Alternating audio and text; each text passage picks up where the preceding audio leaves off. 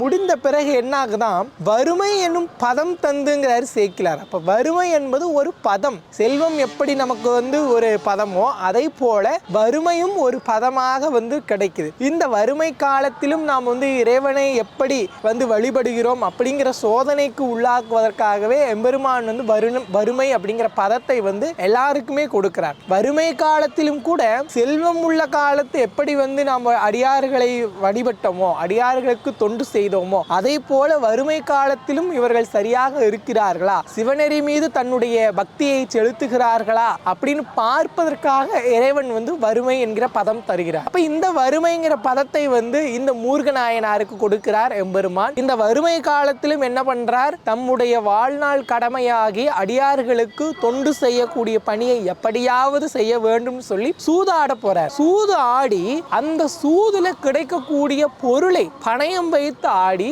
அந்த பணயத்தில் கிடைக்கக்கூடிய பொருளை அடியார்களுக்கு தானம் செய்வதற்காக செலவு செய்கிறார்.